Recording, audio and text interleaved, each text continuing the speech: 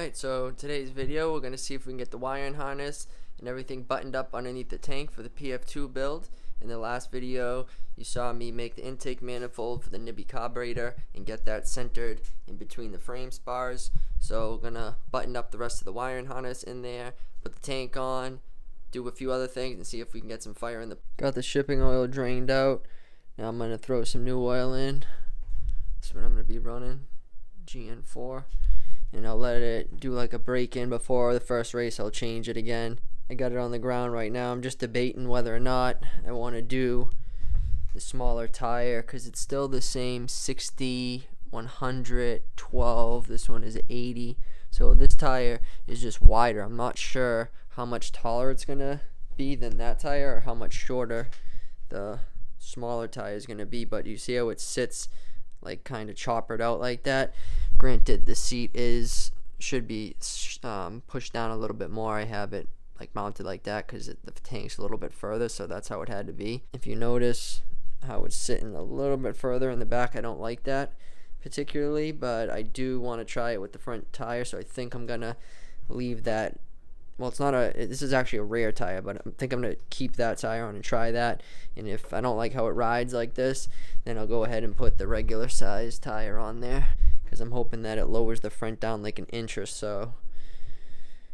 And then I don't have to have the forks all the way down because the more I have the forks slid up, the lower the fender is to the tire, so I don't have as much travel essentially.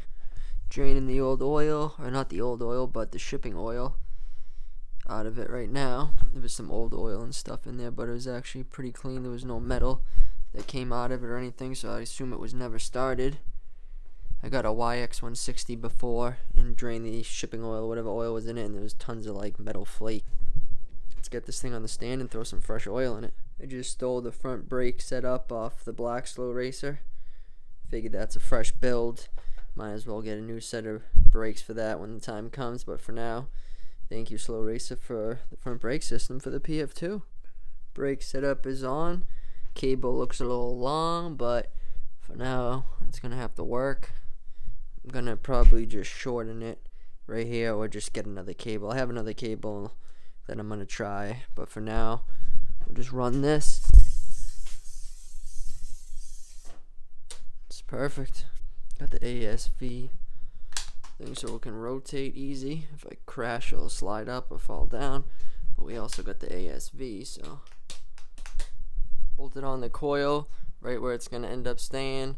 Just wrap the coil around there. Look like it's going to be good. We used the factory prong for that and then tucked everything back in there. I think before I button this all up though, I'm going to take the air filter off, foam filter oil on there, and then throw the outerwears cover. And then I'll go ahead and button the rest of this stuff up.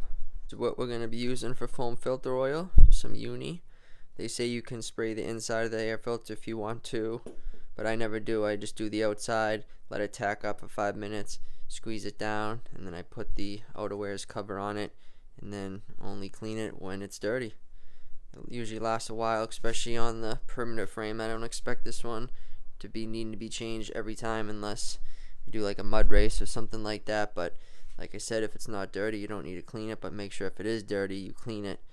Filter's all oiled up. I got the outerwears cover on there with some zip ties around it just to hold it up against the air filter so that way it stays as far away as possible from the header pipe.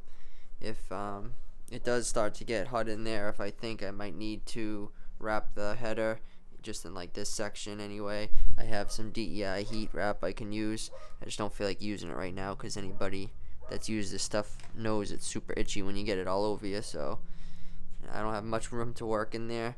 We're just going to leave it like that for now, and for today's video purposes of getting her fired up for you guys and breaking it in, doing a couple heat cycles, we're going to leave it like that. Right now I'm going to pull off the skid plate and double check the valve clearances one time just so I don't have to go over it before the race. Perfect example right here why you always want to check the valve lash before you start up an engine. This is a brand new motor, keep in mind too. You figure it would be in spec, but we go to check it. We got T with the little mark there, so we know she's on top dead center. And then on TDC, you're going to have a little bit of play in the rockers. Look at that. Absolutely no up and down play at all. Bottom one, same thing. No play in this one, no movement. And that's at top dead center, so that should both of them should have a little bit of play, and they don't. So good thing I checked it, but that's why you should always get in the habit of checking engines before you start them up, even if it's a brand new engine like this, because look what happened. Had I started like that, thing would have been running awful. So let's go ahead and get the valve adjustment done. I got the TB parts adjuster set, and then my good old trusty feeler gauges. This thing will be running mint after she got the right valve adjustment in her. I cut the front brake line plastic shield down a few inches, so now it looks normal, how it should be. I'm not sure if any of you guys noticed, but I was able to remove the Pro Taper in yellow and SE on this side. So now with the Fast 50s bar pad on there, it looks good. My OCD isn't bugging me. Finished putting the gas tank on and hooking up the fuel line. Haven't turned it on yet, but that's basically how it's going to end up working. I was going to try to put it through here and hide it behind the plastic, but you see it come out here, so this is the best bet for that. Looks like it's going to work good. And let's see if we get some fuel in the carburetor. There we go. What that means, she's ready to start. So I don't have a throttle cable on it right now. I was going to steal it off the MM12P, but I just don't feel like doing that, honestly. I'd rather just buy the one for now. We got to break it in at idle speed anyway for a few heat cycles, so I'm just going to go ahead and turn the idle up, and then we're going to give it its first start here in a minute. I'm just going to go over. I checked the plug. It looks like it has been started at the factory, just a tiny bit. There's barely any color on it. So we'll still have a good reading with that plug once I do start it. I'm going to make sure the gas tank isn't leaking because I repaired this gas tank right here. Doesn't look like it's leaking. I checked it with water beforehand. Everything looks pretty good. So let's pull this thing outside, throw the plastics on it, and we'll see if she wants to fire off for us. Alright, let's see if she wants to start. I'm not sure where the idle's at right now, but I got the air screw set to 1.5 turns out. Got the gas on. I got my throw the choke on.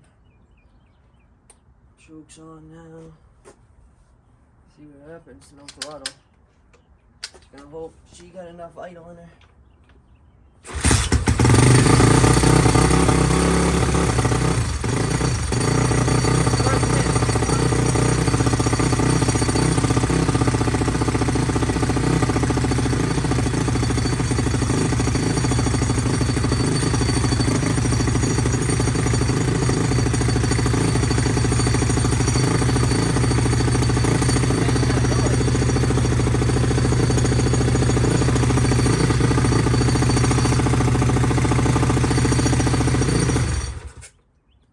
As you can see, guys, she started right up first kick, but she's rattling apart.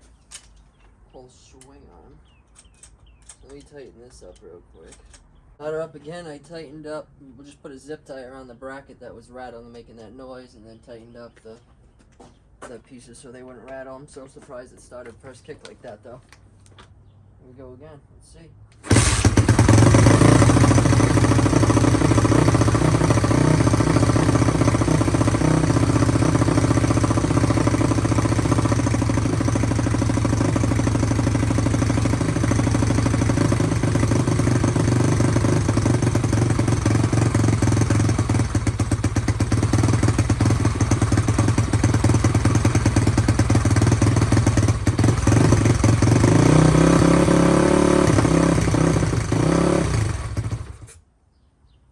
I need to mess with the idle and adjust the air screw.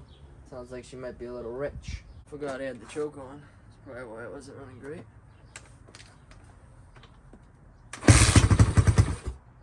Now I gotta idle her up a little bit. She wants some more idle back in her. Oh! Now I can tell she's probably rich. Now she's running smooth. I turned the air screw in to about a half a turn out. So that means she wanted more fuel. She died out on me. It's going to be tough to keep it running without a throttle cable. And I'm going to be happy with that today. I'm tired and hungry. So I appreciate you guys watching. In the next video, we'll get this thing dialed in. I'll probably steal the throttle cable off the MM12P. And then I can keep this thing running, pull the carb off, maybe rejet it. I'll let you guys know what I end up with for jetting in the end. But until the next video, keep it ripping.